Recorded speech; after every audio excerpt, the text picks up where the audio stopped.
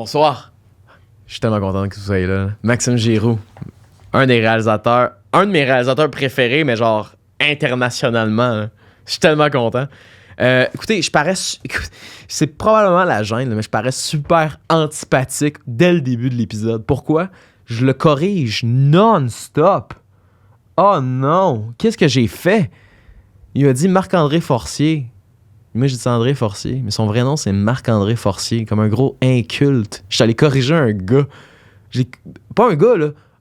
Un idole. Je l'ai mal corrigé. Qu'est-ce que j'ai fait là? Après ça, il a dit Émir Kusturica, je pense. J'ai dit que c'est Kusturica. Parce que j'ai vu une entrevue où lui, il dit c'est Émir Kusturica, puis moi, je l'ai corrigé comme si j'avais de quoi faire là-dedans. Je voulais dire no dog in this race, mais peu importe. Je suis tellement déçu d'avoir fait ça. Là. Maxime, si tu m'écoutes, pardonne-moi, s'il te plaît. Il est tellement fin en plus, tellement comme.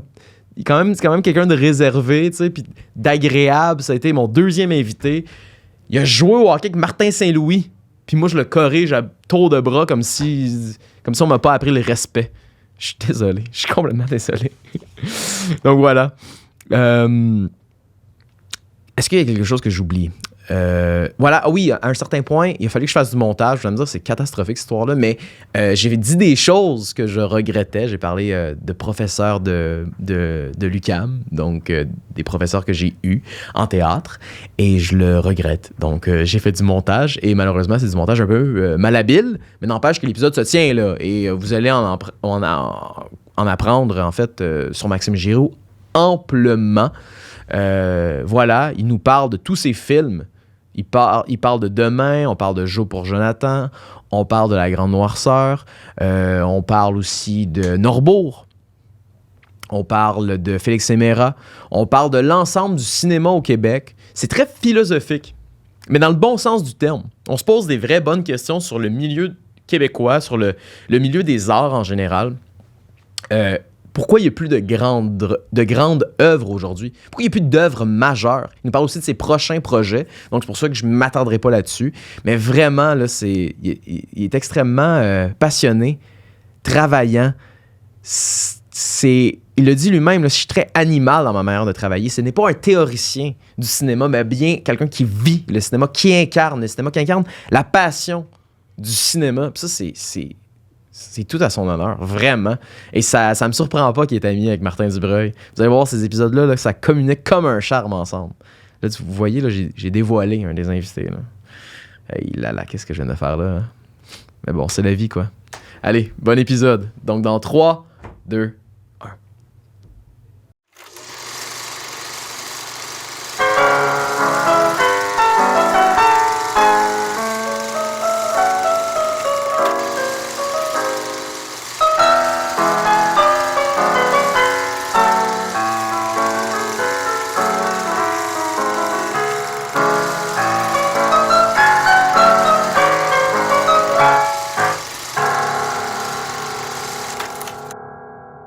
Je commencerai peut-être par ma première question pour aller en l'ordre. T'es né où puis en quelle année? Je suis né à Laval, the most beautiful city in Quebec. Je te le fais pas dire. C'est vraiment la pire ville au monde. Non, pas au monde, mais au Québec, j'ai une théorie là-dessus, mais pourquoi Laval plus qu'un autre?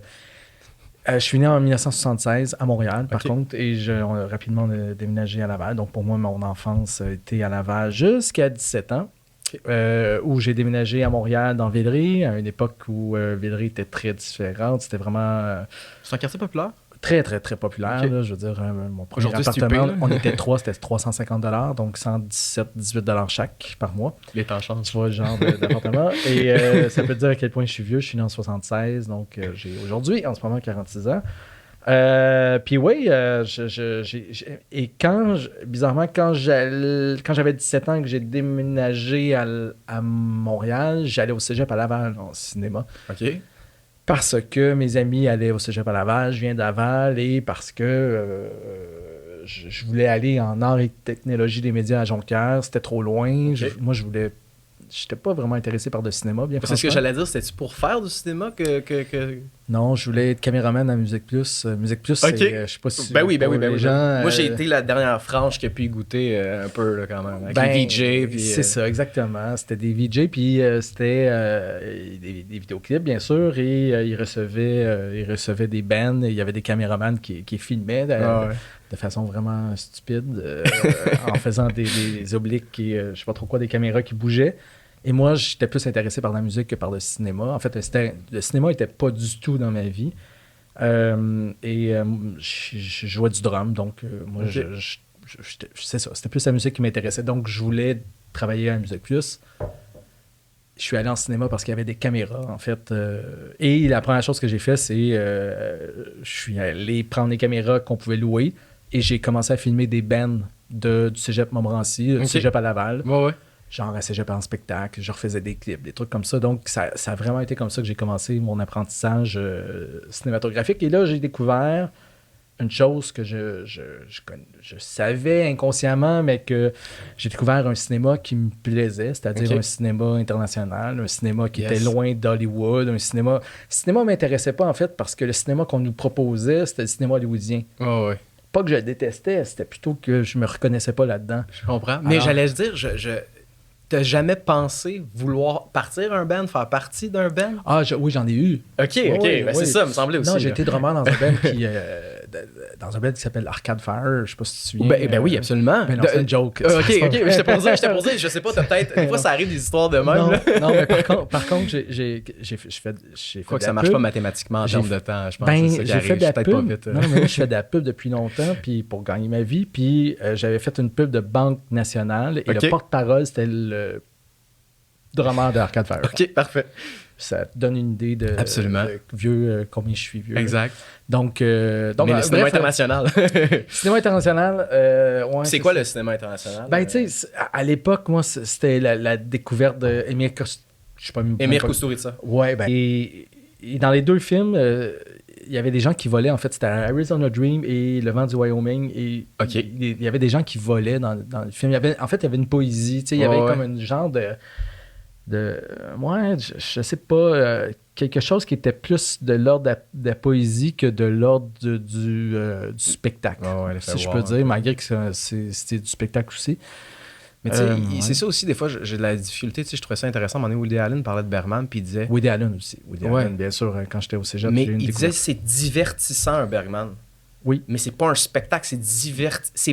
Il y a du cinéma là, je dis Bellator, là. Attache-toi, écoute. C'est exactement ça. Ce que tu viens de dire, j'ai dit ça à tellement de gens dans ma vie. Des gens qui n'aimaient pas, mettons, le cinéma européen, lent ou peu importe. Le cliché du cinéma français par moment aussi. Ou le cinéma d'auteur. Moi, je leur disais, toi, ce que tu trouves divertissant, c'est le cinéma américain avec des pam-pam puis ça pète de partout. Moi, ça m'ennuie profondément. Je comprends. Et pas toutes, mais pour la plupart, ça m'ennuie profondément. Moi, ce qui me divertit, c'est ça. Je veux dire, c'est juste un divertissement différent, tu sais. C'est tout, là. Je veux dire, donc, oui, tu peux retrouver du divertissement dans un film très lent, d'auteur, austère, sombre, cruel. Je veux dire, le cinéma, ce n'est pas que être touché. Tu sais, quand on entend ça, et là, on est vraiment dans une dictature je dois être touché, mais touché. J'ai pleuré, c'était bon. J'ai pleuré 4 fois, c'était écœurant. Mais l'art, c'est pas juste d'être touché de cette façon-là, c'est d'être choqué, c'est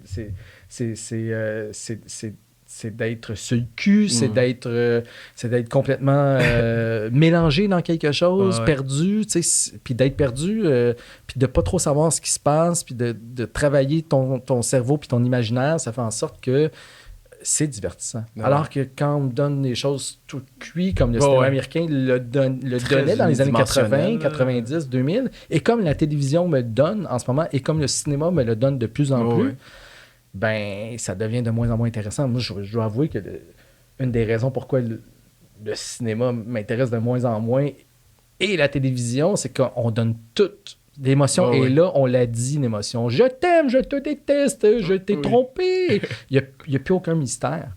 Et ça, moi, et c'est pour ça que je pense que on entend souvent des gens dire « Ah, mais le cinéma est rendu à la télévision. » Non, c'est pas vrai. C'est la télévision, ce qui était la télévision qui est rendu au cinéma. Okay. C'est-à-dire qu'il n'y a plus de mystère. Tout est un peu aseptisé. Tout est un peu pareil. Tout est dit. Il n'y a plus de non-dit. Ouais. Il y avait un prof de théâtre qui m'amusait. Il m'avait dit « Un grand acteur jouera jamais sa ligne comme elle est. Si la réplique, c'est « Je t'aime », il faut qu'il y ait quelque chose d'autre. Un peu de dégoût. Un peu de... Parce que ça peut pas juste être... Tu sais, à un moment donné, il disait, tu sais, là, on fait du théâtre. On va essayer de donner du sous-texte. On va essayer de quand on dit un mot, ben, ça peut être aussi autre chose. Puis ça te donne à penser. Et que quand t'arrives, puis des fois, tu regardes, il faisait en joke 30 vies, passe-moi le seul, c'est passe-moi le seul. Il n'y a pas de métaphysique, là. C'est passe-moi le seul, c'est ça. Puis on passe au prochain appel. Et voilà, il n'y a plus de sous-texte dans le cinéma d'auteur d'autrefois. Puis même dans le cinéma américain, il y avait du sous-texte aussi. Il y a du très bon cinéma américain, puis il y en a toujours du très bon, mais c'est le sous-texte qui est important. Et aujourd'hui, il y en a de moins en moins parce que les gens... on a conditionné les gens à ne plus travailler quand ils vont voir des films ou quand ils regardent la télé. Puis oui, Stranger Things, c'est bien fait, mais c'est bien fait techniquement. Puis c'est bien fait techniquement d'un point de vue scénaristique pour que ça soit addictif, pour que tu suives tout. Il y a une recette, le cliffhanger, il est à telle minute. Puis... Mais tout est dit, il n'y a plus de non dit, il n'y a plus de... Je veux dire, c'est du spectacle... superficiel, entre guillemets. Après, oui, tu peux avoir des émotions, tu peux être touché, tu peux être... whatever, tu sais, mais c'est tout le temps... Il y a comme... Moi, je pense que l'art, ça doit te faire... Tu dois travailler. Je comprends. Puis quand tu vas au théâtre, tu travailles. Puis c'est pour ça qu'il y a bien des gens qui n'aiment pas ça aller au théâtre. En effet. Parce que tu travailles même dès les premières minutes, tu dois t'adapter au langage, au style de langage, au jeu. Là, il y a comme une adaptation, même quand c'est un truc hyper réaliste, tu es même surpris que ça soit hyper réaliste au théâtre. Fait que là, tu dois t'adapter, il y a la noirceur, l'intimité, il y a comme quelque chose d'inconfortable. Absolument. Puis l'art doit être inconfortable, alors qu'on nous dit que l'art doit être confortable en ce moment. C'est ça qu'on nous vend à tout le temps. Puis c'est quoi déjà... tu sais, genre, je veux pas faire comme l'intello, mais je me rappelle plus c'est quel artiste qui disait il y a une grande différence entre la culture et de l'art. L'art, c'est pas nécessairement quelque chose qui va rallier les gens. Des fois, un film, malheureusement, sur un sujet très dark, sur, je sais pas moi, quelqu'un qui tue quelqu'un de manière immorale, ben, il y a comme quelque chose dans l'art qui est nécessaire. Et que la culture, ben ça, c'est les enveloppes du gouvernement qui font en sorte qu'on peut pas nier qu'on a fait 4 émissions de télé cette année puis que les gens l'ont écouté. Puis il y a vraiment une grande différence par rapport à ça, tu sais. Puis pour revenir une industrie de la culture, là. Absolument, tu sais, c'est industriel. On veut pas savoir le contenu, on veut juste qu'il y ait de quoi, puis c'est du remplissage, tu sais. Puis c'est quelque chose que j'ai remarqué parce que moi, des fois, je m'amuse à confronter en confrontant, mais ça c'est particulier, là, avec ma mère. Je l'amène voir du cinéma d'auteur très confrontant, très exigeant, puis je me rends compte que c'est un peu comme une pilule nécessaire des fois par moment. C'est très exigeant, c'est très difficile à regarder, elle travaille beaucoup, puis finalement, elle m'en parle 3 semaines après, puis 4 semaines après. Puis c'est fou parce qu'elle m'a dit, moi, quand je vais voir une œuvre d'art, habituellement, je me mets le cerveau à off. C'est ça, l'art. Ben oui. Je vais voir un spectacle d'humour, je mets mon cerveau à off. Ouais. Je ris, puis ça m'habite plus. Puis elle m'a dit, mais toi, quand on va voir telle affaire ensemble, j'y pense 2 semaines, 3 semaines, 4 semaines, ça fait des réflexions sur mon couple, sur ma personne, sur mes choix, sur mes valeurs, sur mon époque. Puis là, tu fais... OK, ben c'est génial, là. C'est à ça que ça sert, là, finalement, tu sais. Fait que pour moi, c'est ça le cinéma. En tout cas, le cinéma qui m'importe moi, tu sais. Je veux dire, après ça, il peut y avoir plein de genres de cinéma. Oh oui. Mais, et ça, c'est vraiment important ce que tu dis, parce que c'est... Tu sais, on est vraiment de moins en moins porté à aller au cinéma, moi le premier, tu sais, avec toutes les plateformes, tout ça. Mais moi, je suis le premier aussi à être un spectateur moins attentif, un moins bon spectateur. Un spectateur qui se force moins, avec un cerveau plus mou. Quand tu vas au cinéma, tu prends ta voiture ou tu prends l'autobus, tu marches, ton vélo, peu importe, tu te déplaces, tu as fait déjà un effort. Ouais. Tu payes, tu rentres dans cette prison-là, parce que c'est une prison, tu es esclave de ce que tu viens de faire, entre guillemets, tu donnes 15 minutes à l'œuvre minimum. 15 minutes, là, c'est le minimum. Là, c'est rare qu'après 5 minutes, OK, bon. Exactement. Il y en a qui le font parce qu'ils vont souvent au cinéma puis ils sont capables de décider que, bon, c'est pas ça va être conventionnel, merci, bonsoir. Mais tu donnes au moins 15 minutes, puis c'est les 15 minutes que tu as besoin pour rentrer dans une œuvre, dans un rythme, dans un langage cinématographique, un peu comme au théâtre, tu sais, où est-ce que tu peux pas sortir au théâtre. Au théâtre, tu es vraiment encore plus prisonnier. Ouais, j'ai jamais sorti d'une salle de théâtre. C'est ça. Et ce qui fait en sorte que Et Dieu sait. il y a des gens que... tu découvres des choses que tu n'aurais pas nécessairement aimées ou que tu n'aimes pas, mais qui ont un impact réel à long terme en tant qu'humain. Alors que le même maudit film, la même maudite chose sur ton écran d'ordinateur ou sur ta télé, même si elle fait 47 pouces ou 72 pouces, ou je ne sais plus où est-ce qu'on est rendu, là, 112 pouces, même si elle fait 112 pouces, tu vas pouvoir l'arrêter, puis tu vas être chez vous, puis tu vas faire, après 3 minutes, tu vas changer de... Tu l'écouteras même plus, tu vas être sur ton cellulaire à regarder d'autres choses. Puis c'est tout à fait humain, je le fais moi aussi. Là. Et c'est là où on a perdu. C'est-à-dire que on laisse plus la chance aux œuvres importantes de vivre. Et ce que ça fait, c'est que les artistes, les cinéastes, inconsciemment, font des œuvres mineures. Parce que les gens ne veulent plus d'œuvres majeures. Ils sont plus capables des... Tu sais, puis je veux dire, même un gars comme P.T. Anderson qui vient de faire Licorice Pizza, je sais pas Licorice Pizza, qui est super bon. Mais ça reste du P.T. Anderson mineur. Ben, je trouve... Moi, j'ai regardé ce film-là, j'ai fait, coudonc, c'est lui qui nous fait une love letter de son époque, puis c'est très bien. C'est correct, puis c'est ça. Même des grands acteurs, puis tu vois tout ça, puis tu te dis, c'est juste des scénettes de patentes qui se passent, puis ça devient... Mais c'est pas There Will Be Blood. Non, mais c'est ça, tu sais. Il n'y a pas l'envergure sociologique, politique, économique de There Will Be Blood. Tu sais, il y en a un petit peu, là, il effleure les sujets, mais j'ai l'impression qu'inconsciemment, on est tous en train de se tirer vers le bas d'un point de vue artistique, des artistes. Il y en a très peu, en tout cas, qui... et ceux qui sont célébrés, ben, c'est ceux qui ont compris ça, je pense, qu'il faut... qui sont célébrés par le grand public. Un Bellator qui arrive aujourd'hui, en 2022, comme premier film, t'oublies ça. Hein. Ben, j'allais dire... Tu seras jamais connu. Moi, si je suis prof de cinéma, je sais très bien que vous, avec le 7 secondes de téléphone, l'espèce de poisson rouge, le 3 secondes d'attention, c'est impossible que vous passiez à travers de Stalker, de Tarkovsky. C'est impossible. Bellator, on y pense même pas. Là. Écoute, en fait, je pense même pas que Bellator rentre dans des grands festivals en 2022. Je pense que les grands festivals, eux-mêmes, qui ont un public, qui ont d'autres agendas aussi, mais ça, c'est un autre débat, ils n'accepteraient plus ce genre de cinéaste-là.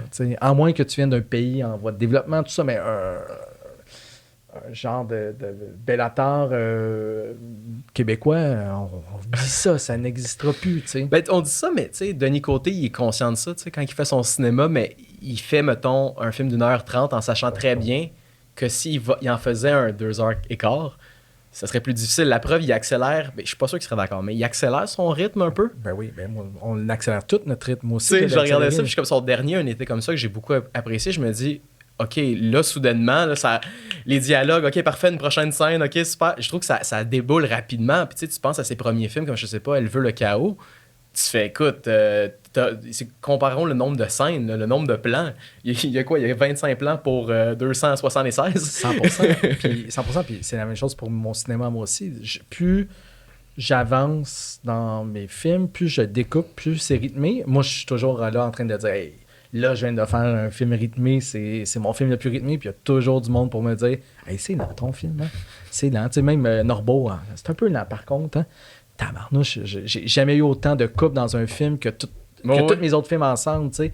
Là, on est rendu où, là, tu sais, dans le fond, là, tu sais, faut que ça soit complètement frénétique, là, tu sais, je veux dire. Mais tu sais, pour revenir à Denis, ça reste que c'est pas du Bellator, tu sais, où est-ce que Bellator, c'est austère, c'est lourd, tout est chargé.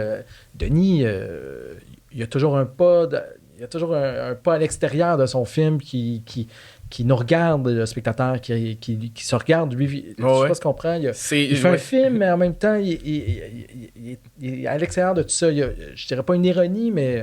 Ben tu sais, dans Bestiaire, il dit lui-même, à un moment donné, ça devient que tu regardes plus des animaux, c'est les animaux qui te regardent, puis tu commences à avoir une réflexion sur toi par rapport aux animaux, puis comme ça prend une tournure, tu sais, qui est pas possible, puis ça, c'est particulier à lui quand même. Là, mais Denis Côté arrive en 2022... Inconnu, il n'a pas la même carrière. C'est sûr et certain. Ouais. Il a une très grande carrière mondiale, dans des festivals, bien sûr, parce qu'il est arrivé à une bonne époque. Mm-hmm. Mais faire le même genre de cinéma exactement pareil aujourd'hui, puis être jeune et inconnu, tu rentres pas... Je suis pas sûr que nos vies privées, avec 2 acteurs bulgares dans une forêt... non, tu sais, même... Même son film de quilles, je veux dire, Curling. Curling, ça serait sûrement pas à Locarno s'il était inconnu en compétition. Tu sais, je veux dire, on est rendu dans d'autres paradigmes. Son film de quilles. C'est quoi, c'est Curling, c'est ça? Ouais, c'est pas des quilles, c'est du curling, excusez. C'est dans ma tête, c'est la même chose. Mais je comprends. Mais les choses ont vraiment beaucoup changé dans le cinéma, puis je te dirais, là, on parle même pas dans les 25 dernières années, mais on parle dans les 5 dernières années. Mm-hmm. Je veux dire, des cinéastes comme moi et d'autres cinéastes, on est rendu presque des dinosaures, là. Alors qu'on est encore jeune d'un point de vue. Il y a des grands cinéastes qui, il y a 35 ans, ils n'avaient pas encore commencé à faire de la fiction, là, qui ont commencé à mon âge. Les Dardenne, Haneke, ça commençait à 40 quelques années, 50 ans, à faire du cinéma. Puis, Haneke, il a eu le temps de devenir psychologue ou psychiatre avant de faire son premier film, tu fais, mais là... Alors que aujourd'hui, on est des dinosaures. Là, je veux dire, d'un point de vue de l'imagerie, d'un point de vue, quand on regarde ce qui se fait dans l'imagerie chez les jeunes cinéastes, on est complètement dépassé. Ça ne veut pas dire que c'est positif ou négatif. Je veux dire, bizarrement, on n'a jamais eu, en tout cas selon moi, il n'y a jamais eu autant d'opportunités de faire du cinéma à cause des technologies, etc. Mais le cinéma n'a jamais été autant, comment dire, tout se ressemble un peu d'une certaine façon. Surtout visuellement. Absolument, oui. Puis de la façon de raconter l'histoire, là, on est rendu dans une dictature du narratif. Là, le storytelling, c'est très important, le storytelling. Puis c'est une bonne question. Toi, es-tu plus...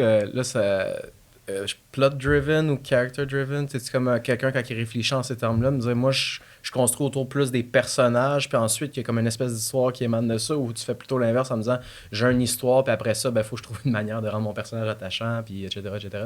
Ou ça vient tout dans un mélange, ou... Ben, tu sais, je viens tout de dire ces choses-là, mais moi, je suis le premier influencé par le monde qui m'entoure, tu sais, je suis comme n'importe quel artiste, puis... Moi, avant, je refusais le storytelling. Je voulais pas être émotif. Je voulais pas... je voulais pas que ça devienne une télésérie. Pas une télésérie, un téléroman. Excusez de dire ça comme ça, mais je refusais le dramatique, le mélodrame. Le drame pour le drame. Puis Fait que, tu sais, c'était plus les personnages qui m'intéressaient que l'histoire en tant que telle. Je sais pas si tu comprends ce que je veux dire. Ou même les ambiances, ou, tu sais, parce que pour moi, mettons, l'architecture d'une ville, l'urbanisme, c'est autant un personnage que le personnage en tant que tel. Il est en connexion avec. T'sais. Mais aujourd'hui, si je veux continuer à tourner des films, j'ai pas le choix de faire du storytelling, de penser à l'histoire, d'avoir même à la base, avant même d'avoir mon histoire, avoir un bon pitch, entre guillemets, un bon sujet d'histoire. Tu peux pas juste arriver avec Avant, on appelait ça des petits films qui étaient très bons, là, qui étaient des grands films, des petites histoires, mais qui étaient tellement bien racontées que... c'est ça qui compte, là. Exactement, comme un gars comme Michael Hers, je ne sais pas si je prononce bien son nom, celui qui a fait Amanda, entre autres, un Français que moi j'adore ses films, mais qu'au Québec, faire des films comme ça serait très difficile. On ne nous donnerait jamais des millions de dollars pour faire des films comme ça. Tu sais, ou Mia Hansen Love, ou où est-ce qu'on est plus dans le cinéma, où est-ce que c'est de la chronique, tu sais, du quotidien, puis tout à coup les choses grandissent, puis c'est quand tu arrives au générique que il se passe quelque chose. Mais pendant le film, t'es pas en train d'avoir des grandes émotions ou quoi que ce soit, tu sais. Maintenant, on est rendu à l'opposé. Il faut avoir une émotion dans chaque scène, tu sais. Puis Xavier Dolan l'a très bien compris et il le fait très, très bien. Oui. J'ai pas l'impression aussi, puis c'est ça, c'est une affaire. Tant mieux pour lui parce que je sais pas, en fait, mais j'estime qu'il se trahit pas. Pas du en tout. faisant ça, tu sais, c'est ça Non, aussi qui ben peut non. être frustrant. Tu sais, si toi, tu es un fan de ce certain cinéma-là, puis là, tu vis une espèce de dictature de bon, là, ça a l'air qu'il faut qu'on ait de l'émotion à ce moment-là, ben, c'est là, c'est là que ça devient problématique, là, tu sais, pour. Il se trahit pas pour du tout. C'est un comédien. C'est quelqu'un qui est dramatique à la base. OK. Je veux dire, moi, je pense pas qu'il se trahit. C'est pour ça qu'il le fait aussi bien. Tu sais. Puis il est arrivé inconsciemment à la bonne époque. Il a fait le cinéma que les gens avaient. Un perfect storm, un un perfect timing. timing. Tu sais, je veux dire, puis. Voilà, tu sais, puis en plus, il est capable de mettre de la poésie là-dedans, il est capable de mettre du cinéma, de plus en plus d'ailleurs. Tu sais, ouais. Au départ, il le faisait, bien sûr, il avait 19 ans dans son premier film, il le faisait plus maladroitement, même si on reconnaissait la fougue. Oui, vraiment. Mais aujourd'hui, il le fait de façon plus élégante, selon moi. Tu sais. Oui, vraiment. Puis en fait, tant qu'à dire, je suis pas revenu, mais comment on passe de faire. Comment tu passes, en fait, de faire un band, filmer tes amis à l'école, à justement devenir cinéaste, ou du moins à t'affirmer comme ça. Puis j'estime aussi que c'est pas tous les parents qui poussent leur enfant de la Valois à faire du cinéma. Ben moi, j'ai été super chanceux, c'est que mes parents, c'était des personnes qui n'avaient pas de carrière. Tu sais, je veux dire, mon père, il travaillait pour Poste Canada, là, tu sais, une job qui aurait pu être un autre, en fait. Là. Puis ma mère, elle avait mis une job. Tu sais, ils ont toujours travaillé dans... Mais c'était pas des gens qui avaient des études, c'était pas des gens qui avaient... Fait que... Mais c'était des gens qui avaient une curiosité quand même. C'était des parents qui étaient pas nécessairement très axés sur la culture. Là. Il n'y avait pas de livres chez moi, mais bon, tu sais, mais... Ils m'amenaient pas nécessairement au cinéma à part aller au cinéparc ou aller voir des grands films d'auteurs. Là, pas du tout, là, au contraire. Là, tu sais. Mais ils étaient hyper curieux. Puis dans le fond, ils n'ont juste pas eu accès à ça quand ils étaient jeunes, comme la plupart des gens, en fait. C'est ça la réalité. C'est que si tu donnes accès au cinéma d'auteur dès 8 ans, puis les gens écoutent du cinéma d'auteur pour enfants de partout à travers le monde, ils vont aimer ça. C'est juste que ce qu'on leur a donné, c'était du McDonald's. Quand tu donnes du McDonald's aux gens, ben c'est sûr qu'ils n'aiment pas manger de l'oursin après. Non, c'est probablement pas. Non. De l'oursin, mais tu sais, ça peut être du poisson autre que du poisson congé. Ben, c'est parce que je trouve ça intéressant que tu fasses un lien avec la malbouffe, parce que donne du sucre à un enfant, il ne pourra plus jamais s'en départir, c'est une drogue dure. Ben, c'est ça. Fait que tu sais, tu donnes du sel, tu donnes du sucre, puis là, l'enfant est agité, puis là, comment ça, qu'est-ce qui se passe? Ben, il triple là-dessus, fait qu'il faut lui donner ça. Mais non, il n'y a pas à donner ça. Au contraire, à déshabituer les gens à écouter des Marvel, ils n'aimeront même pas ça, ils comprendront pas, ils n'auront pas les codes, ils vont dire, voyons, ça se bouscule, qu'est-ce qui se passe? Puis c'est plate parce que c'est un cinéma aussi, des fois, le cinéma d'auteur, où ça prend une initiation. Pour vraiment peut-être triper sur un gars d'art, ben oui, peut-être que ça prend un prof ou quelqu'un qui t'initie à dire, regarde, c'est un contexte, ça prend une époque, tu sais. Puis c'est ça aussi, des fois, que quand tu as ça, tu fais, waouh! Ils étaient géniaux, ces gens-là. Ils prenaient des vrais risques. Tu sais. Et on manque de plus en plus de contexte. De plus en plus, même les artistes sont de moins en moins connectés avec ce qui s'est fait dans le passé. Alors, je parle pas de tous les artistes. Il manque de cinéphiles comme cinéaste, mettons? C'est pas nécessairement de cinéphiles parce que tu n'es pas nécessairement... Pour faire du cinéma, il faut que tu sois intéressé partout. Mais tu sais, je veux dire, de t'intéresser à ce qui s'est fait avant, tu sais, pour savoir... Tu te situes où, toi, versus ce qui s'est passé avant, puis ce qui va se passer peut-être après. C'est quoi ton époque, puis qu'est-ce que tu veux léguer aussi à ton époque? Qu'est-ce que tu veux dire de ton époque? Aujourd'hui, j'ai l'impression que tout ce qui vient d'avant est un peu de la merde. Entre guillemets, hein, parce qu'il y a beaucoup de jeunes qui aiment le cinéma d'autrefois, là, mais de moins en moins quand même. C'est beaucoup moins qu'avant. La preuve, c'est que... Ça paraît. Oui. Dans leurs films. Ben, ça paraît, oui, mais pas juste... en tout cas, bref, dans la société en général. Mais pour revenir à mes parents, ils étaient hyper... Moi, ils m'ont laissé faire ce que je voulais faire. Okay. Ça a été, vas-y, on te fait confiance. Puis, go for it. Voilà. Après... moi, j'ai aussi eu la chance de ne pas venir d'une famille d'intellectuels artistiques, ou de... Tu sais, je suis vraiment dans la moyenne du groupe, tu sais. Fait que il n'y a pas de pression dans ce temps-là. Je sais pas si tu comprends, tu sais, je veux dire, il y a des gens que leurs parents, tu sais, je dis n'importe quoi, mais si ton père, il a une business, puis il a fait des millions de dollars, puis toi, tu veux faire la même chose, puis tu vas au HEC, puis tu sors de HEC, puis tu as de la pression pour faire mieux que ton père ou ta mère. Moi, j'avais pas cette pression-là parce que mes parents n'étaient ni en art et ils découvraient en même temps que moi. Tu sais, c'est ça. Absolument. Puis, justement, tu sais, comment tu passes aussi de faire ton premier film, parce que c'est un long processus. Je pense qu'on donne très peu de chance aux jeunes cinéastes. Fait comment tu passes de... T'as le goût de tes parents, t'étudies au cégep. Est-ce que tu rentres à l'université tout de suite? Est-ce que tu fais tes premiers films étudiants au cégep? Puis là, finalement, ça te donne accès parce qu'ils sont assez bons d'être à l'université. Puis est-ce que tu rencontres des gens à l'université? Je crois comprendre que tu as rencontré à l'université, je pense, Martin Dubreuil. Puis ça, c'est une autre de mes questions après, parce que ça, je suis très curieux de ce duo. Tu sais, tu as dit que c'était difficile pour les jeunes cinéastes de se faire financer. Tout ça, avant, c'était 10 fois pire. Aujourd'hui, c'est rendu beaucoup plus facile. Je veux dire, il y a plein de jeunes qui se font financer leur premier film à 25 ans. 26 ans, 27 ans. J'en connais plein des jeunes cinéastes, ils ont 23 ans, ils veulent faire leur premier long. Là, ils sont pressés. Merci Xavier, à 19 ans, il faisait son premier. Tu comprends, tu penses que ça l'a ouvert la porte à... Ça l'a ouvert la porte à ça, mais c'est la société au complet. Je veux dire, aujourd'hui, des jeunes sortent de l'école et ont des bons boulots. Moi, ma génération, jusqu'à 25 ans, on allait boire de la bière, des pichets de bière à 5 piastres.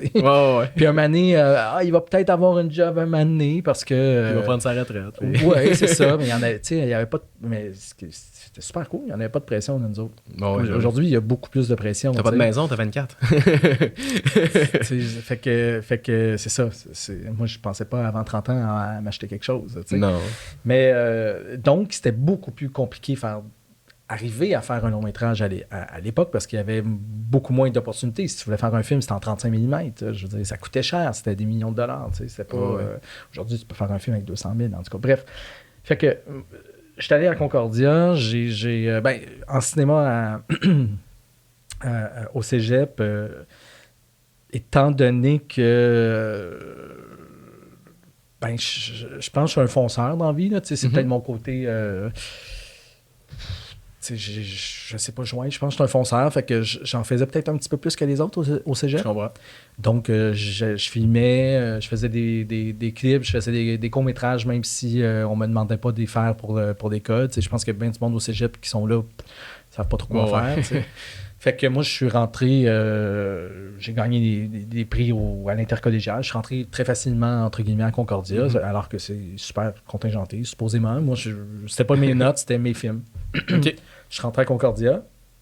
Et à Concordia, j'ai rencontré, entre autres, Sarah Michara, qui est la directrice photo avec qui je travaille. Qui a fait tous mes films. C'est ça que j'allais dire. Sauf un court-métrage, parce qu'elle était à Los Angeles. Elle étudiait après Concordia au American Film Institute. Et c'est là qu'elle a rencontré son mari et Ivan Garbovitch. Qui a fait, c'est vrai, les oiseaux, oui. Qui était québécois aussi, mais les deux étaient là-bas. C'est vrai. Fait que, tu sais, moi, j'ai fait tous mes films avec elle. Fait que ça a été la rencontre la plus significative artistiquement que j'ai fait à Concordia. Après ça, oui, j'ai rencontré d'autres personnes. Des cinéastes, Frédéric Pelletier, entre autres, qui a fait Diego Star. Young Chang, qui est rendu à Toronto maintenant, mais qui a été nommé aux Oscars pour Rob de Yangtze. C'est un documentariste reconnu. Eux, ils étaient dans mon année. Mais après, on faisait des parties pour ramasser d'argent parce que ça coûtait cher faire des films. Et dans un des parties, il y a un gars qui vient me voir. J'avais fait un premier film, je pense. En fait, j'avais fait mes 2 premiers films de première année. Et là, on était... C'est un film par session, genre, puis vous avez un budget de comme 500 $. C'est nous qui payons. Là, si tu veux mettre 20 000 dessus, si tu veux mettre 100 000, c'est ça, exactement. Moi, j'avais pas beaucoup d'argent, mais c'est pour ça que je faisais des longs plans séquences parce que j'achetais pas beaucoup de pellicules, puis comme ça, je découpais pas beaucoup, je faisais des plans séquences. C'est comme ça que mon rythme lent a commencé. Puis j'aimais pas ça aussi, faire du montage sur la Steenbeck. Steenbeck, c'est un truc où est-ce que tu prenais la pellicule et tu coupais avec tes ciseaux et avec du scotch tape, tu raboutais les bouts. Fait que c'est sûr que que le montage était vraiment plus difficile à l'époque. Tu sais, d'ailleurs, tu sais, quand un jeune voit... bon, je pense qu'un jeune en cinéma a de signe, mais un jeune voit un film des années 80 puis il trouve que c'est lent ou mal découpé ou mal monté. Ben, il y a peut-être une raison. Aujourd'hui, c'est rendu beaucoup plus facile de monter un film. C'est rendu vraiment beaucoup plus facile. Puis c'est la raison pourquoi tout est découpé rapidement. Et c'est la raison pourquoi il y a peut-être un peu moins de mise en scène qu'avant aussi.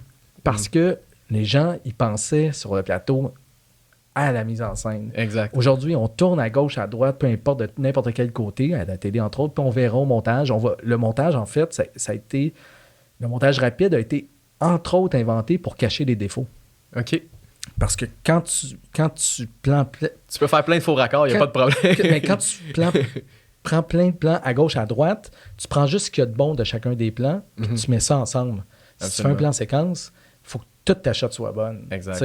Fait que un montage rapide, ça te permet de faire passer des affaires qui sont atroces, des fois, mais personne s'en rend compte. C'est comme tu croises les doigts que l'actrice est popée dans le milieu, un peu au début, un peu à la fin, puis au pire, tu joues dans le plan de l'autre, puis ta scène est faite et montée. Moi, j'ai déjà vu des James Bond. Il y a des James Bond qui sont super bien tournés là, dans les 15 dernières années, mais il y en a d'autres que c'est infect. Tu ne comprends même pas ce qui se passe. Oui, ça fait rire, ça, des fois. Il y a une poursuite, mais tu ne comprends pas. Non, c'est ça. Puis tu fais... Mais là, j'imagine qu'il va... Tu sais, c'est James Bond. Il perdra. Il ne se fera pas tirer, il ne meurra pas, il va gagner. J'ai compris le principe. Là, je fais partie de la game aussi. Là, mais des fois, tellement de mouvements de caméra, tellement de coupes... Exactement. Que je sais même plus si c'est la fameuse auto qui vire à l'envers. Je sais plus c'est quoi, qui va où. Tu sais, c'est juste du n'importe quoi.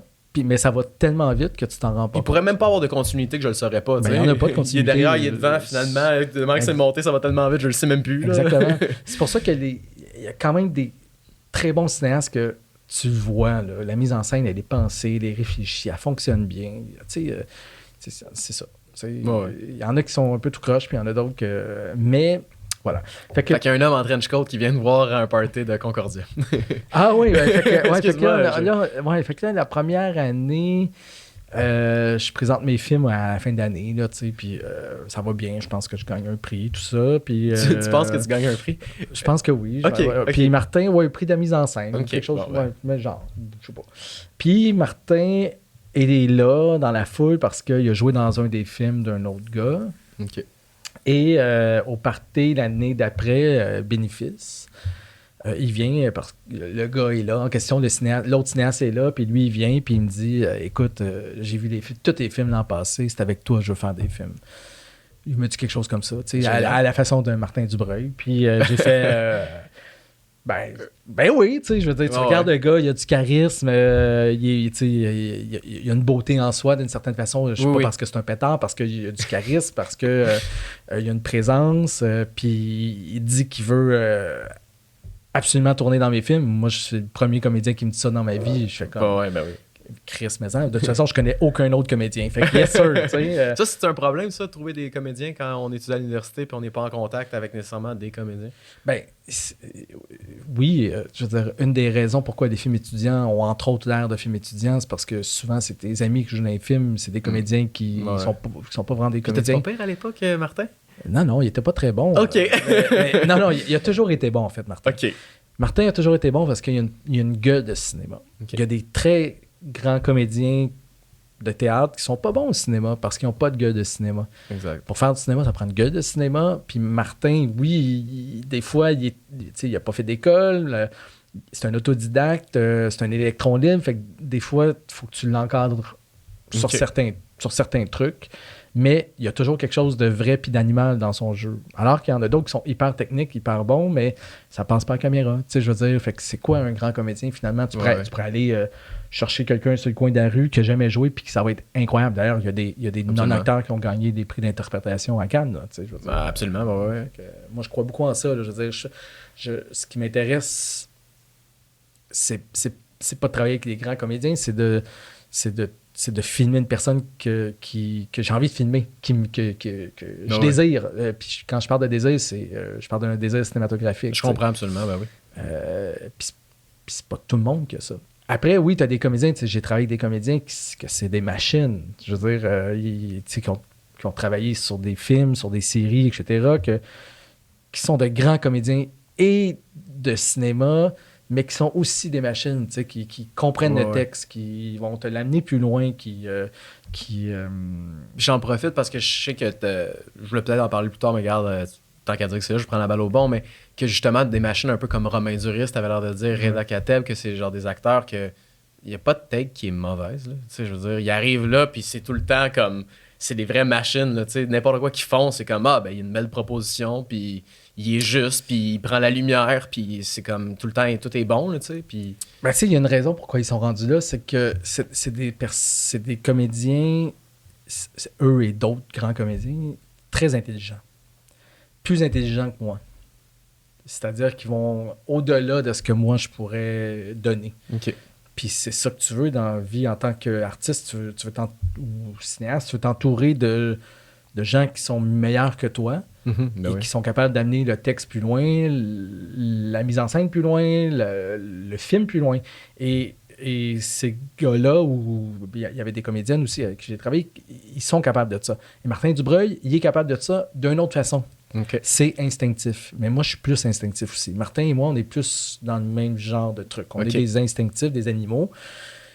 Il y en a d'autres que c'est des gens qui sont plus intellectuels et qui en fait, il y a genre des écoles de théâtre puis qui vont te parler de trucs que t'es comme... Quoi? C'est quoi ça, le sur-objectif? Ou Romain Duris, c'est un autodidacte, tu sais, mais oui, c'est vrai, il s'est fait découvrir par genre Philippe Labro, puis il y avait des dreads dans son premier... Ouais, c'est quoi le film? C'est 4 gars, là, Le Péril jeune, je pense, son premier film. Je sais pas, mais je sais qu'il y a comme des dreads, puis c'est pas le Romain Duris avec la confiance qu'il a, puis ce qu'il dégage. Pas du tout. C'est juste qu'il en a tellement fait, puis il y a l'assurance, tout ça, puis il est intelligent. C'est une personne intelligente. Tu sais, je pense que dans la vie, ben, bien sûr, chaque personne a sa forme d'intelligence, tu sais, puis la mienne, elle est, comme j'ai dit au départ, elle n'est pas intellectuelle. Martin non plus. On est des instinctifs, puis ça, c'est beau aussi. Mais il faut s'entourer de gens qui sont plus intellectuels que nous. En tout cas, moi, j'ai besoin de m'entourer de ces gens-là, puis c'est pour ça que j'écris pas, que j'écrivais pas seul, puis c'est pour ça que j'écris plus ou pratiquement plus. Je vais y retourner un moment donné, on m'encourage à le faire, tout ça, parce que j'ai des bonnes idées, ou je peux, entre guillemets, j'ai des bonnes idées pour moi. Hein, les autres, mais c'est bien correct, ils sont bons tes films, là. Non, mais les autres pensent que... mais tu sais, comme j'ai des bonnes idées de mise en scène, des trucs comme ça, ou des idées, en fait, je sais pas si sont bonnes, mais coucher des mots sur un papier, pour moi, c'est vraiment difficile. C'est ça, j'allais dire, c'est pas un plaisir pour toi d'écrire? Ah non, 0. Non, il y a des gens qui sont bons à ça, tu sais, ça se passe facilement. Moi, je suis pas du tout un intellectuel. Je suis pas quelqu'un... les langues, pour moi, c'est très difficile. Autant le français que l'anglais, j'ai vraiment de la misère avec la langue écrite et même parler. T'sais, m'exprimer, pour moi, c'est pas évident. C'est pas évident. Ouais. À date, ça va bien. C'est limpide et il y a du vocabulaire. Mais ça vient d'enfance, en fait. Je parle, en tout cas, bref. J'avais des cours d'orthophonie. Puis je parlais pas beaucoup quand j'étais jeune. Bref. En tout cas. Mais oui, c'est ça. Puis par curiosité, est-ce que je connais un peu, je tricherai pas, là, j'ai fait mes recherches. Puis il y a une différence entre le jeu des acteurs américains, français et québécois, non? Ben, c'est ça que là, tu sais, je généralise. Hein. C'est pas tout le monde qui est comme ça. Mais je suis très... Mais, tu sais, j'ai assez fait d'auditions de pub, puis j'ai tourné avec des à l'étranger aussi de la pub, mais aussi du cinéma avec des acteurs de l'étranger. Puis, bon, je vais donner un exemple juste en pub, après ça, on parlera du cinéma. Dans les auditions de pub, pour la même pub, des fois, on tourne la pub en anglais et en français, pour le reste du Canada et pour le Québec. Les auditions avec les Québécois, non, les auditions avec les Torontois ou Vancouver, peu importe, mettons, les mecs qui font des avocats, ils arrivent, les cheveux sont bien peignés, la barbe est faite, ils ont leur cravate et le veston, et immédiatement, il y a l'air d'un avocat. Oui. Tu y crois. Le Québécois, il arrive hangover, il est en sueur, la barbe n'est pas faite, il y a des cernes jusqu'en bas. Ah, excuse-moi, là. Il est pas prêt. Excuse-moi, j'ai pas le texte. Désolé. C'est quoi? Moi, je vais le lire. C'est ça, tu sais. Okay. Ça représente qui on est un peu, le Québec aussi. Okay. On a le côté très latin, plutôt européen. Les anglo-saxons ont un côté économique, capitaliste. Okay. Ils sont là pour... Ils veulent l'avoir. Ils veulent avoir la job. Il y a plus de compétition aussi, mais ils veulent avoir la job. Il y en a de la compétition pour les comédiens ici aussi. Mm-hmm. Mais on est comme ça, nous, les Québécois, puis c'est ni un défaut ni une qualité. Des fois, c'est une qualité. Un peu un défaut quand même, là. Ouais, des fois, c'est une qualité aussi. Okay. Des fois, c'est une qualité, tu sais. Qui vient peut-être avec plus d'émotivité, d'honnêteté, peut-être, ou c'est complètement... Tu sais, je sais qu'on dit... moi, j'ai justement des amis qui sont canadiens-anglais, qui sont comme, vous, les Québécois, vous êtes vraiment émotifs. Fait que là, tu sais, c'est comme, il y a quelque chose que pour eux, il y a quelque chose de... On laisse paraître nos sentiments, tu sais, on laisse quand même... tu sais, des fois, tu vas dans une soirée, puis... Québécois, puis t'es comme, OK, là, tu cries, t'es content, puis il y a beaucoup d'émotions qui se laissent transparaître, puis c'est... Je pense qu'on est moins dans le paraître. C'est peut-être, oui, aussi. Je veux dire, tu sais, le système capitaliste est basé... C'est les anglo-saxons qui l'ont inventé. Donc, faire de l'argent, pour faire de l'argent, il faut que tu te plies à ce que les autres veulent. Exigences de... Ouais. Tu vas dans un commerce aux États-Unis, au Canada anglais, peu importe, c'est le client qui a raison. En France, c'est le propriétaire qui a raison. Moi, tu viens chez moi! Oui, je m'en fous. Foutez votre camp! Je suis déjà rentré dans un bar à minuit alors que ça fermait à 1h. On était 20-25, puis il ne voulait pas nous avoir parce qu'il était tout seul, ça ne tentait pas de servir. Vous voyez que je suis tout seul derrière ce comptoir, non, putain. Mais le propriétaire, ça ne tentait pas. Alors que...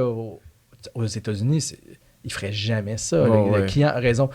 Donc, ce que ça fait, c'est que je pense que tout ça, là, ça a une influence sur comment les gens ils sont dans la vie. Puis, les anglo-saxons, ben, l'économie sont tout le temps dans un mode de comment dire... économique. À Los Angeles, c'est la même chose. Et les gens, tu rencontres les gens, qu'est-ce que tu fais dans la vie? Ils ont une carte d'affaires tout le temps. Là, je veux dire, moi, quand je vais à Los Angeles, puis même à Toronto, mais surtout à Los Angeles, ah oui, tu fais, OK, t'es réalisateur, OK. Ah oui, OK, moi aussi, je suis en cinéma, qu'est-ce que t'as fait? Ah oui, ton film représenté le Canada aux Oscars, wow. Hey, donne-moi ta carte d'affaires. Oh, j'en ai pas. What? T'as pas de carte d'affaires? T'as-tu un site Internet? Non, j'en ai pas. Je sais qu'aujourd'hui, des jeunes en ont, là, mais, mais quand on dit que le monde s'américanise, c'est ça aussi. On est rendu, même au Québec, de plus en plus c'est tout à fait normal de se vendre autant. Je veux dire, absolument. C'est ça la réalité d'aujourd'hui. L'audition de pub, c'est ton Instagram, on aimerait ça avoir un lien, vous n'avez pas donné un lien, on est un petit peu déçus par ça, parce que là, c'est sûr que si vous avez un certain nombre de followers, ça peut vous aider dans votre candidature, là, éventuellement. C'est fou. Puis là, tu fais, OK, mais moi, je mets des affaires que j'aime, là, tu sais, je mets une photo de les enfants du paradis, après ça, c'est moi et ma mère, puis après ça, c'est mon chien, puis tu fais, c'est quoi le rapport, là, tu sais, je savais pas que ça devenait ma carte de visite de devenir acteur. Sérieux, je savais pas ça, moi non plus. Oui, vraiment, mais tu fais, OK, ça a l'air qu'il faut que ce soit plus soigné, puis je peux pas être ironique parce qu'on ne comprendra pas l'ironie, puis ça a l'air que, tu sais, je veux dire, aussi ça laisse transparaître, parce que si je fais une audition, puis que, je sais pas, moi, je décide de m'habiller en drague les fins de semaine, ben là, ils vont dire, c'est sûr que pour le rôle d'un tough, drague, c'est sûr que dans l'imaginaire collectif, puis là, s'il y a plus de followers, les gens sont conscients de ça, fait qu'on va essayer de donner un personnage qui est vraiment pile-poil, mais tu sais, moi, c'est ça mon plaisir, moi, d'acteur, c'est d'être d'autres choses aussi dans la vie, tu sais, puis j'ai joué au hockey toute ma vie, puis ça paraît pas, parce que le monde, ils font les cheveux longs, ils est un peu mêlé, puis, mais... Ça veut dire quoi, là? Je vais juste jouer moi toute ma vie, tu sais. Évidemment, tant mieux quand t'es proche du personnage parce que ça l'aide à y croire, tu sais. Puis il y a plein d'exemples de ça, tu sais. Mais c'est vraiment quelque chose que, oui, je suis 100% conscient. Puis tu sais, quand tu parlais des cartes d'affaires, aux États-Unis, ils en font un espèce d'exemple. Tu sais, t'écoutes Jean-Claude Van Damme, il parle même pas anglais. Il arrive là-bas, je parle même pas anglais. Je mettais des cartes d'affaires sur les pare-brises des gens. Et après ça, j'arrivais dans mon producteur, je lui ai fait un split avec un coup de pied, puis il y a comme quelque chose carrément là, constamment dans la vente, dans le professionnalisme, puis quelque chose de fake aussi, là, tu sais, je veux dire, moi j'ai un ami qui travaille aux États-Unis, puis tout le monde est fin, Mais tu Tout le monde est fin. Mais donc, tu à fais... l'anglais aussi. Mais c'est tu pas fais- vrai, là. Ils sont pas fins. Sont-tu fins pour vrai? Mais non. Tu sais, la grosse tape dans le dos, on pourrait aller loin ensemble, on a un projet, un truc, puis T'es il y a quelque fin chose de... si tu peux... Si C'est en sans que- position d'autorité, puis tu peux apporter quelque chose. Si là, tu peux tu sais. apporter quelque chose, et bien sûr, ils vont être fins avec toi jusqu'à temps que tu puisses plus. Mais moi, ce qui m'affecte énormément, c'est que tout est rendu de la vente. T'sais, on est des produits en soi, ben, on le sait, là, on entend. Ah ouais. Chaque personne est devenue un produit. Et ça, bizarrement, c'est plus un combat. Ouais, on l'a T'sais, assimilé. il y a plein de combats de nos jours qui sont très honorables. Hein, et très valables. Là. Ah ouais. Bon, c'est Peu du importe. combat de diversité. Exact. Bon, peu importe. Mais le combat la bataille contre le fait qu'on n'est pas un produit, ça, il n'y a personne qui se bat contre ça. Tout le monde a embrassé ça, Ah ouais. mais c'est probablement la pire des choses que Ouais, tu peux pas avoir parce que ça crée aussi des inégalités, tu sais, à 100%. Tu sais, je veux Ouais. dire, parce que tu peux acheter, tu peux devenir un produit si tu as d'argent déjà à la base. Tu comprends ce que je veux dire? Vraiment. Donc, il y a comme un rapport très malsain en ce moment avec l'art que avant il y avait comme un genre de... C'était dissocié. Les artistes, ils étaient comme, non, moi j'embarque, pas tous bien sûr, mais on n'embarque pas là-dedans. Mais aujourd'hui, on a comme plus le choix d'embarquer là-dedans, puis on se bat Ouais. plus contre ça. Il y a Moi, le tellement plus de premier, gens qui se battent là-dedans que t'as plus ta gang, fait que t'es aussi bien de suivre parce que tu vas juste te retrouver à être exclu davantage de quelque chose que tu voulais ou éventuellement rallier les gens là-dedans. Exactement. Puis la grande noirceur, c'est un peu ça. OK. Entre autres. OK. C'est un peu ça. Mais c'est une fable, parle- hein, ça d'une parle certaine de manière. ça. là, tu sais. Ça parle de ce monde-là qui est rendu tellement violent aujourd'hui que tu n'as plus le choix d'adhérer à quelque chose. On te l'enfonce, on te met dans la boîte, puis si tu veux t'en sortir, il faut que tu marches comme tout le monde, il faut que tu sois dans la même violence que l'autre à Absolument. côté. Ouais, Parce que ouais. c'est violent tout ça, là, de toujours se vendre, de toujours être un produit, de toujours être Ouais, mieux ouais. que l'autre à côté, de toujours se checker sur ce que tu as à dire, sur ce que tu fais, sur tes agissements. Il y a une violence là-dedans.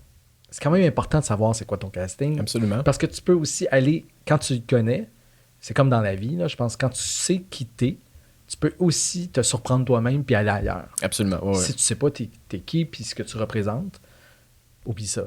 Il y a des gens dans la vie, là, ils n'ont aucune idée de ce qu'ils Ouais, ouais. représentent ou de c'est quoi la. Je sais pas si tu comprends. Tu sais, ils ont Absolument. une perception d'eux-mêmes qui est complètement erronée. Ouais, ouais. Puis il y en a d'autres qui sont un petit peu plus réalistes sur sur leur capacité, sur ce qu'ils sont, etc. Donc, c'est pas inintéressant de savoir c'est quoi ton casting à la base pour pouvoir, après ça... En faire quelque chose ou le déplacer. Ou... On va parler de Martin Dubreuil. Martin Dubreuil, on en a parlé, tu sais, il voulait être dans Norbourg, mais Martin, ça marche pas. J'allais le dire, il tu est sais. pas dans Norbourg. Qu'est-ce qui se passe? Oui, mais ça marchait pas, Martin, dans Norbourg. Je le vois pas, moi. Au placé de la finance. Ben non, ça marche pas. Même. Je comprends. Tu sais, ça marche pas. Mais j'ai une anecdote là-dessus. Des fois, les gens nous surprennent.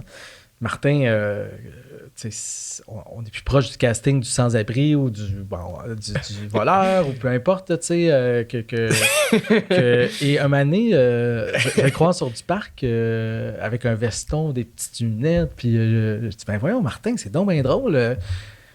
T'as l'air d'un avocat. Il dit, ben justement, je m'en vais passer une audition pour être un avocat. Je dis, ben voyons donc, ben, tu vas l'avoir. Tu vas l'avoir. Tout de suite, j'ai pensé, ouais. t'avais dans un avocat. Un avocat un petit peu tout croche, mais un avocat. Chris, après ça, il l'a eu. C'était un film de Pods, L'affaire Dumont. Puis, Ah, mais il joue pas, il joue un juge. un Non? avocat. Un avocat, Ouais, c'est je pense vrai? que oui. Ok, Il joue un ok, avocat ok, ok. ou un procureur de la couronne. Je me mais- rappelle, les petites lunettes sur le bout du nez, Ouais. là, tu sais, les lunettes Ouais. transparentes, genre, là, qui a pas de, Moi, ouais, qui a pas de c'est ça. frame, genre, j'ai Ouais. vu ça, j'ai fait, ah ouais, Ouais. ça fait Fait ça. Tu sais, je veux dire, fait que La grande toche, je Cette- me rappelle. en Tu sais, plus, cette dedans. journée-là, il m'avait surpris. Là. Je veux dire, tu sais, moi, jamais j'aurais casté comme un avocat. Fait que, tu sais, je veux dire, je l'ai pas casté dans Norbourg Ah, mais parce moi, que je le voyais pas là-dedans, mais... Moi, j'ai réalisé le costume, là. Moi, les premières années que j'ai auditionné, j'ai commencé à auditionner à 16 ans, puis jamais je mettais de costume. Jamais, jamais, jamais. Puis j'ai réalisé après, mais qu'est-ce que je me faisais, tu sais, à quel point je le voulais pas. Parce que j'ai réalisé, c'est fou à quel point des fois, t'es à pas grand-chose Ben oui. d'avoir un costume, puis tu mets dans la tête de la personne que non seulement je le veux, parce que regarde à quel point j'ai mis de la qualité là-dessus. Moi, je paye pas juste pour des coachings, je paye aussi pour dire, je veux avoir le costume qui fit vraiment, tu sais, la bonne affaire. Puis c'est niaiseux, mais des fois, tu sais, tu auditionnes pour quelque chose, puis c'est tellement niaiseux que si tu joues un cowboy, t'as pas de bottes de cowboy, tu fais, ouais. Ben, T'arrives en gogoune, c'est comme moi. Hein, je reviens au professionnalisme, entre guillemets. Je parlais tous des défauts du monde anglo-saxon, mais la qualité, c'est quand ils arrivent en audition, puis ils ont leur costume, tu y crois plus facilement.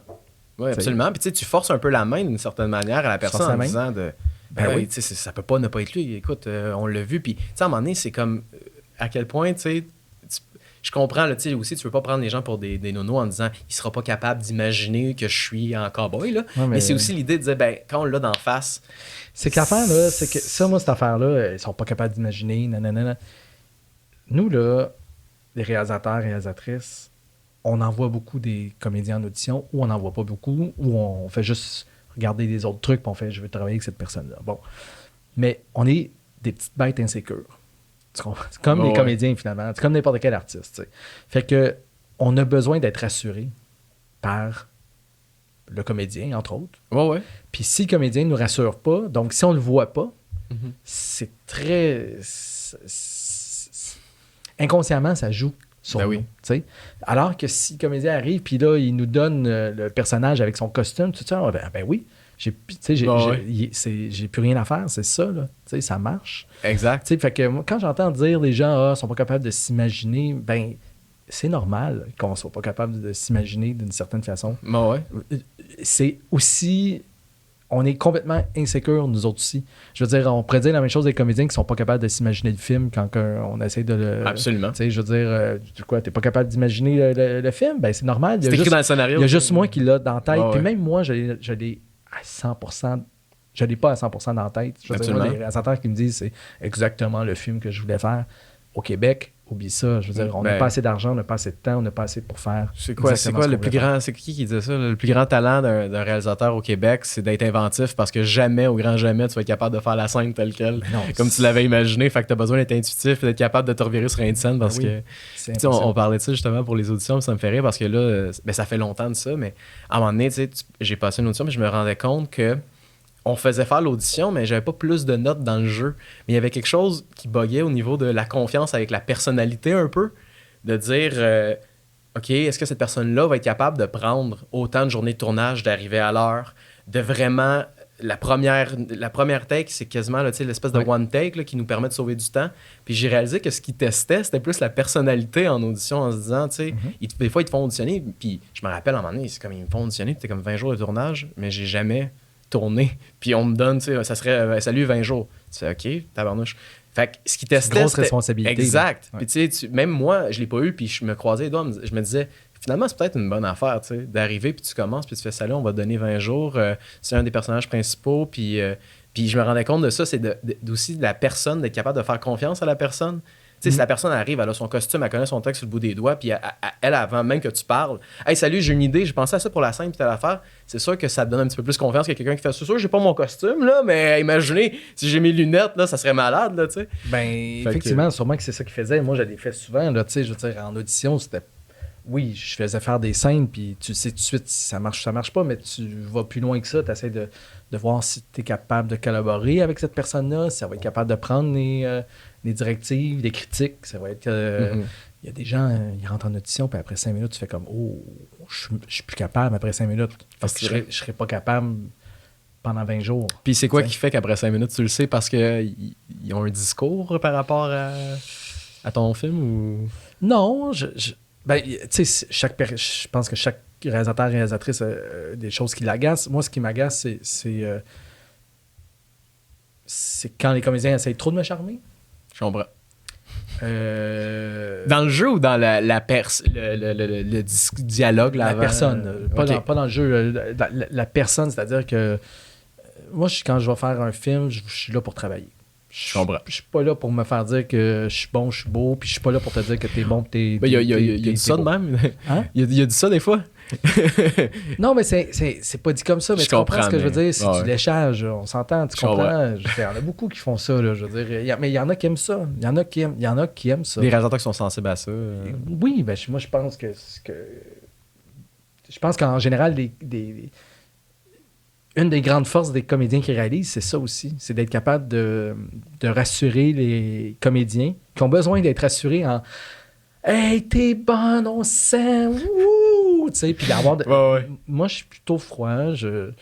je suis là pour travailler. OK, on a fait notre plan, ça marchait. Si c'était pas bon, je te l'aurais dit, on passe à autre chose. Okay. Je suis pas là pour... Mais ça, c'était moi avant beaucoup. En vieillissant, tu te rends compte que réaliser, c'est aussi beaucoup de la psychologie. Il faut que tu sois capable d'amener chacun des joueurs, entre guillemets, si on y va en hockey, à son maximum. Ouais. J'ai joué au hockey moi aussi. Donc, cool. D'être capable d'amener de tirer le maximum de ce que chaque personne peut donner. Exactement. Puis tu te rends compte que les comédiens et comédiennes sont en position... C'est des personnes les plus vulnérables sur un plateau. Ils se donnent, sont complètement nus, entre guillemets, pas physiquement, mais sont nus. Fait que ça, faut que tu respectes ça. Puis en tant que réalisateur, ça, je comprenais pas ça à 20 ans. Je l'ai compris plus tard. Mais je reste quand même, somme toute, quelqu'un qui aime pas ça en audition, ou même sur un plateau, se faire charmer, entre guillemets, que ce soit des gars ou des filles. Je suis là pour travailler, puis il y a tellement d'égos sur un plateau. Donc, déjà, le réalisateur en a un. Les producteurs, si tu savais le nombre de producteurs qui a des égos, l'équipe technique, chaque personne a leur personnalité. Les comédiens, pour les réalisateurs, là, c'est fucking compliqué. Là. Tout le monde sait sa courte pointe, tu fais là c'est mon film. Toi, ça fait 4 ans que tu c'est frustrant, tu sais. Que tu tires son film pendant 4 ans, puis tu fais là, c'est sûr que moi, pour mon plan, puis t'as 30 jours pour le faire, ce film-là. T'as droit à aucune erreur parce que tu peux pas recommencer. C'est 30 jours tête. C'est pas comme la musique où est-ce que tu peux refaire une take dans un studio 2 mois plus tard. C'est là. Après ça, c'est dans les reshoots, ça existe pas au Québec. Là. Il y en a qui en ont. C'est vrai, Xavier. C'est ce que j'allais dire, lui. OK. Mais il y en a d'autres aussi, mais ça n'existe pas. Ça n'existe pas pour la majorité des gens. Mais donc, pendant 4 ans de temps, puis là, tout à coup, tu arrives, tu as 30, même 30 jours, la plupart, c'est 25 jours, puis là, tu as une panoplie d'ego à gérer. Mm-hmm. Et ça fait partie de ta job. Et ça vient obstruer la création souvent. Et là, il faut que tu sois capable de gérer ces égos-là et la tienne aussi en même temps, parce que toi aussi, ton ego, des fois, elle va trop loin ou tu prends pas assez de place des fois, tu prends trop de place d'autres fois. Là, il faut que tu essaies de gérer tout ça pour être capable d'arriver à ce que tu avais comme cible. Absolument. T'sais. Et ça, c'est tellement difficile. Puis j'imagine aussi que le plus dur à gérer, puis corrige-moi si je me trompe, je suis vraiment pas réel, mais c'est aussi pour que le DOP veuille travailler avec toi, faut qu'il ait sa place aussi, tu sais. Puis il faut aussi que le comédien, pour qu'il ait du fun, puis qu'il veut se donner corps et âme pour ton projet, il faut aussi qu'il ait son bout de couverture. Fait que c'est ça qui doit être difficile à gérer, entre faire le compromis, des fois, de dire ça me tente pas de faire ça, mais j'ai pas le choix pour que ces personnes-là qui font partie du groupe, ils ont le goût de se lever le matin, puis ils ont le goût de tout donner pour mon film, tu sais. En général, les comédiens, quand tu es capable d'expliquer pourquoi tu fais les choses, puis quand les choses ont du sens, ils vont, pour la majorité, tous embarquer. Okay. Des fois que c'est pas arrivé dans ma vie, sur des pubs, où je ne retravaille plus avec ces gens-là. Je comprends. Je veux dire, si ont leur propre agenda, ça m'intéresse plus de retravailler avec eux. Je comprends. L'agenda, c'est le film. Ouais, toi, tu verrais fou dans une cohorte de théâtre. Là, quand on pose des questions à des élèves qui n'ont jamais joué de leur vie, qui n'ont jamais été sur un plateau dans un vrai contrat, puis ils t'expliquent c'est quoi le jeu, puis comment ils vont être avec les réalisateurs, puis les réalisateurs ou les metteurs en scène. Là. Écoute, on aurait dû nous enregistrer, là, c'était pédant, là, ça n'a pas de sens. Puis tu sais, même moi, avec du recul, je me dis, vous me posez des questions sur un milieu dans lequel j'ai jamais travaillé. Mm-hmm. C'est comme aller voir genre un gars sur le coin de la rue et faire, c'est comment jouer sa première ligne du Canadien? Mm-hmm. Mais je l'ai pas vécu, tu sais. Puis c'est quelque chose de fou parce que avec du recul, je me suis rendu compte qu'on aurait juste dû dire aux élèves, un acteur, dans le fond, ce que ça fait, c'est que ça fait en sorte de faire la meilleure vue que le réalisateur a en tête. De l'aider à faire la meilleure vue. Puis si c'est pas ça que t'aimes, fais un projet toi. Puis joue dedans au pire. Exactement. Tu vas capoter. Tu vas être le maître et roi. Un comédien, c'est un outil. C'est un outil comme la caméra est un outil, comme la lumière est un outil, comme le montage est un outil pour raconter ton histoire. Il y a une seule personne qui sait vraiment où tout ça va. C'est le réalisateur. Quand il le sait vraiment, parce qu'il y en a beaucoup qui ne le savent pas, ils se laissent guider par des choses. Mais c'est pour ça qu'il y a de moins en moins de signatures forte. Probablement. C'est pour ça que Xavier ou Denis Côté, Xavier et Denis Côté et Stéphane Lafleur, il y en a plein quand même, il y en a encore. Là, c'est des signatures fortes parce que ils savent où ils vont, puis Ils sont capables d'enligner tout le monde d'aller au même endroit. Mais ils ont déjà une carrière, ils ont déjà une réputation, fait que les gens les suivent. Quand tu commences, c'est beaucoup plus difficile. Ouais. Mais moi, je suis complètement intransigeant. Là. Des gens qui n'embarquent pas dans le bateau, là, je veux dire, c'est comme un train. Là, je veux dire, si tu embarques puis tu t'en vas dans le sens inverse, je suis intransigeant. Je veux dire, je suis comme un coach de hockey un peu... J'aime que ça revient. Tu comprends ce que je veux dire? Là, tu vas aller jouer, c'est le 4e trio. Tu casses puis je jouerai Je suis sur le banc. Je suis sur le banc. Je te coupe telle scène. Puis j'ai pas envie de travailler avec toi. Puis si j'ai pas envie de travailler avec toi, tu seras pas bon. C'est clair, mais non, c'est clair. Pour que tu sois bon, il faut que moi, j'aie envie de te filmer. Je vais te filmer, je vais te magnifier, mais si tu me fais chier, tu seras pas bon. Non, c'est clair. C'est sûr et certain. Non. Puis on a le droit de se chicaner puis de débattre. Tu as le droit de me proposer des choses en tant que comédienne. Tu as le droit de même m'envoyer chier. Mais pour une seule et bonne raison, c'est-à-dire pour faire le meilleur film. Pas ton film à toi. Ça c'est... C'est ça. Ben, écoute. Voilà. Je parle pas de Denis Côté, là. Non, c'est qui. Mais non, c'est fou. Ben, Denis Côté, aussi, des fois, c'est ce que j'aime. J'écoute ses entrevues, puis il m'en apprend. Là. Ben oui. Des fois, il te fait comme... Denis, c'est un encyclopédie, mais tu sais, c'est un ancien critique aussi. Oui, c'est ça qui arrive. Virulent. Mais tu sais, des fois, oui, mais je me rappelle, il s'était pogné, je pense, à Tout le monde en parle, parce que justement, il disait moi, je fais des films avec genre 4 piastres, mais je suis capable de le faire, puis j'y vais, puis let's go. Puis beaucoup de gens critiquaient ça parce que... Son rapport à l'argent, puis je trouvais ça intéressant parce que lui, ce qu'il nous dit, c'est il n'y a rien qui empêche le cinéma d'exister. Après ça, il faut se battre pour avoir des meilleures conditions, puis ça, c'est fair enough. Mais lui, ce que j'aime, c'est de dire on va faire un film, peu importe ce qui arrive. Moi, je commence pas quelque chose si je le finis pas. Puis en soi, c'est une belle valeur, tu sais. Puis il n'y a rien qui l'empêchait de faire un film par an, même si toutes les embûches du monde y arrivaient, là, tu sais, quand tu penses à ça. Là, c'est quand même beau, tu sais. Mais c'est beau aussi parce que Denis, il a un discours, puis il est intelligent, puis il est capable de... Il y a une démarche. Oui. Il y en a qui font des films, ils n'ont pas tout ça, tu sais, je veux dire, j'ai pas d'argent, je fais un film, puis tu fais comme, ben peut-être que tu aurais dû prendre plus ton temps, puis peut-être que tu aurais dû attendre un petit peu, puis d'être plus mature, puis d'attendre peut-être plus d'argent, puis... Mais Denis, il a des outils pour le faire. C'est pas tout le monde qui a ça. T'sais, moi, j'ai pas... Je pense pas que j'aurais la capacité de faire un film à chaque année. Si c'est les scénarios des autres, oui, mais Denis, il écrit là, ces scénarios. Donc, Denis, il y a un muscle, je pense... ses muscles cinématographiques, si je peux dire, sont vraiment développés. Je veux dire, il connaît le cinéma, il fait la tournée des festivals à chaque année ou pratiquement, peut-être un peu de moins en moins, mais il sait où il se situe dans la cinématographie mondiale. Il est très, très intelligent, puis il a les capacités d'être intelligent. Mais c'est pas tout le monde qui a ça. T'sais. Non, vraiment, mais c'est ça. Puis je trouve ça fou parce que tu réalises que ils travaillent, ça c'est un autre talent qu'il faut avoir, j'imagine, là, du monde qui vont faire les grands scénarios de leur vie. Et ça se passe sur un voilier, puis là t'es comme, ok, mais comment tu vas faire ça au Québec? Puis lui, il disait, j'écris consciemment que ce que je fais, c'est parce que j'ai 10 000. Ben oui. J'écris ça parce que j'ai 10 000. Tu me feras pas travailler pour rien. Ça, si j'ai 25 000, j'écris différemment. C'est bien parfait, m'en mettre d'autres affaires dedans. Ben ça, c'est une forme d'intelligence. Savoir ce que tu peux te permettre dans la vie, ce que tu es capable, c'est quoi tes capacités, autant intellectuelles que monétaires ou peu importe. Il y a bien des gens qui vivent sur une autre planète. Ils font un home run. Mais j'en vois beaucoup. un film de pirates au Québec. Je me fais contacter par des jeunes réalisateurs, réalisatrices, des fois que je fais comme...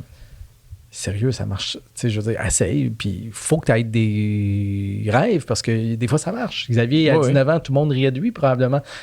Mais quand il est arrivé, je vais faire un film. Il a 19 ans, voyons donc, puis Chris, il était à Cannes. Mais il y en a qui pensent qu'ils sont capables, mais qui rêvent un peu en couleur, puis qui sont pas capables d'être...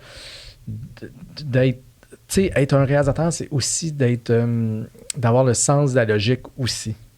C'est autant créatif que logistique et pragmatique, tu sais. Vraiment. Puis les réalisateurs qui sont un peu tête en l'air, au Québec, ça marche pas parce qu'on n'a pas le temps pour ça. Puis même dans le monde, tu sais, ça coûte tellement cher. Ça coûte tellement cher. Tu peux pas avoir un rêveur qui veut se laisser être inspiré par... T'as un horaire. T'as un horaire, puis si tu si tu oublies ton horaire, ben, tu vas arriver à la fin de ta journée, puis tu n'auras pas fait la moitié de ta journée, puis just too bad, tu n'auras pas ça dans le film. Tu sais. Et là, ouais.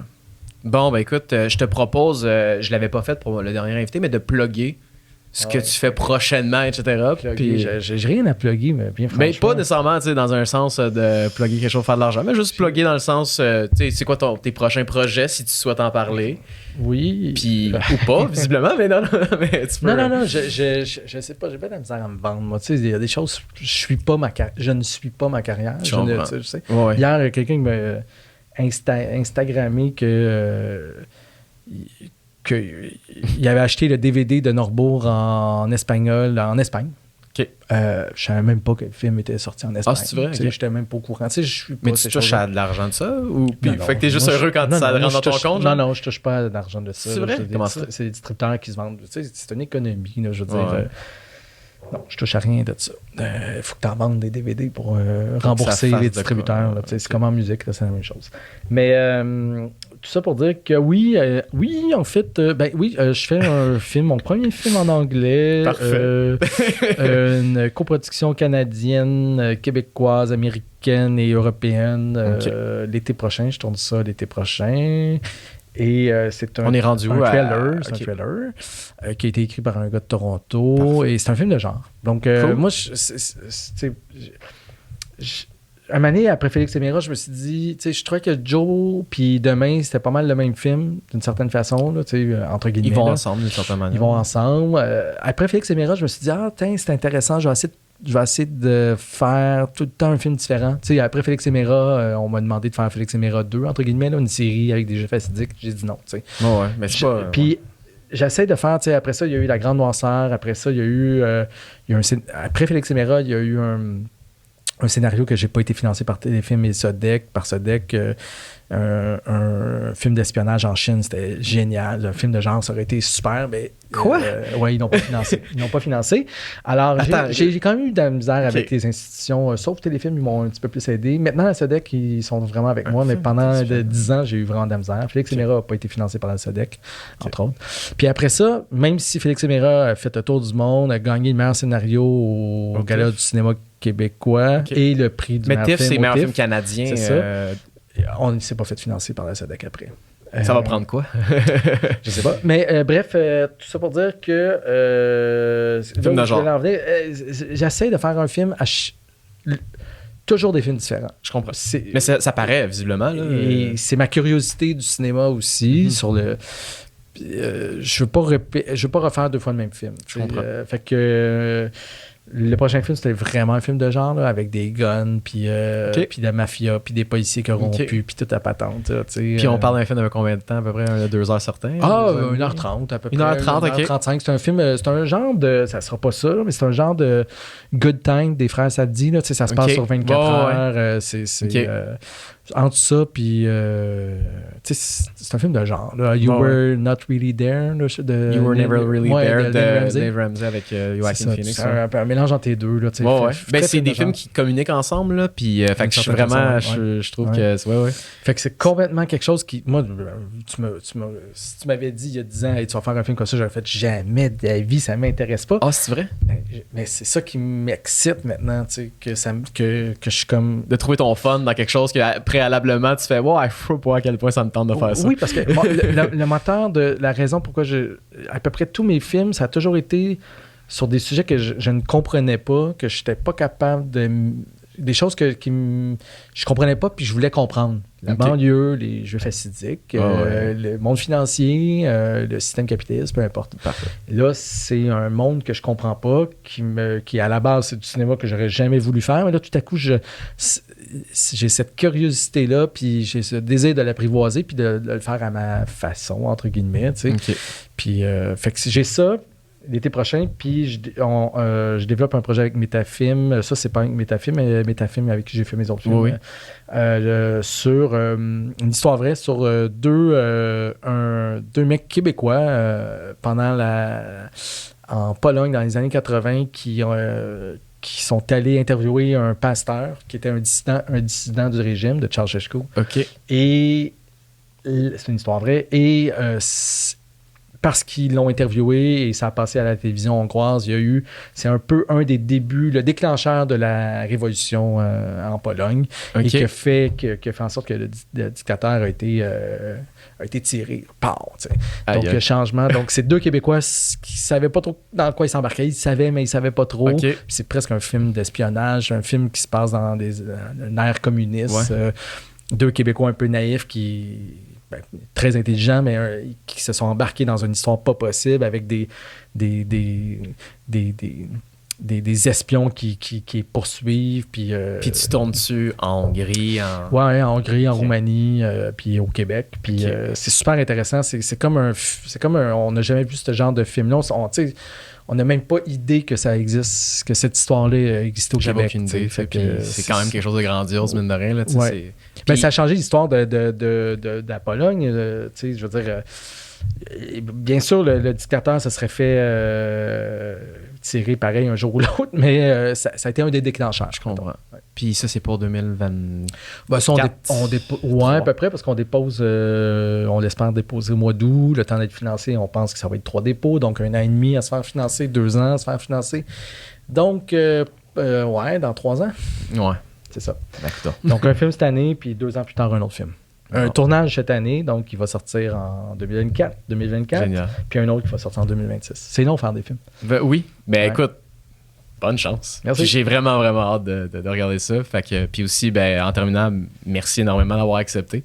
Parce que le podcast est n'est qu'intéressant si j'ai du monde qui sont assez généreux puis qui s'ouvrent. Puis c'est ce que tu as accepté de faire. Fait que merci beaucoup. Merci à toi, ça fait plaisir. C'était cool. Good.